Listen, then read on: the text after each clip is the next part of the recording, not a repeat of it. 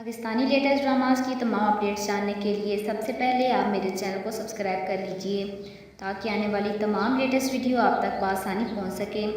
Drama serial बेदर्दी के अगले एपिसोड में बिया और शाफे की दूरियां दिन ब दिन बढ़ती जा रही हैं। बिया इसे कुछ नहीं बता सकती, लेकिन रुहेल को देखकर अब उसे शाफे से भी नफरत हो रही है।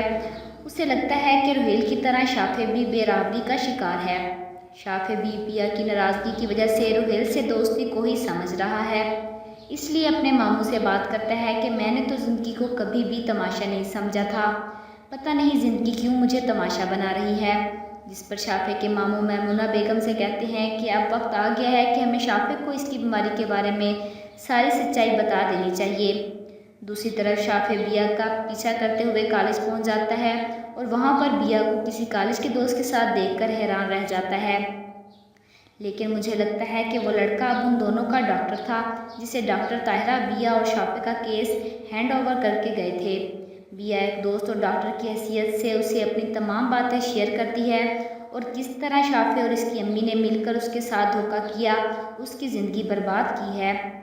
और जिस वक्त मामू मैमुना बेगम से कह रहे थे कि हमें शाफे को सारी सच्चाई बतानी चाहिए, इस वक्त बिया को देखकर मैमुना बेगम के दिमाग में शैतानी सोच आ जाती है। वो शाफे को इसकी सच्चाई बताने की बजाय बिया की रिपोर्ट्स दिखा देती है, जिसे पढ़कर शाफे का रंग फक हो जाता है। बिया का तो पहले से ही किसी गैर मर्द के साथ देख चुका था, तो इस रिपोर्ट पर आंखें बंद करके यकीन कर लेता है और इस पर चिल्लाता है कि मेरी ज़िंदगी बर्बाद करके तुम्हें क्या मिला बिया। जवाब में बिया हैरानी से कहती है कि मैंने धोखा दिया आपको, क्या समझता था मैं तुम्हें और क्या निकली तुम। बिया से गुस्से से कहती है कि अब आप हद से बढ़ रहे हैं, ये सब मैं बर्दाश्त नहीं करूँगी। दूसरी तरफ बिया की भाभी को अपनी पड़ी हुई है कि मैमुना बेगम को नाराज़ करके उनके खर्चे कौन उठाएगा।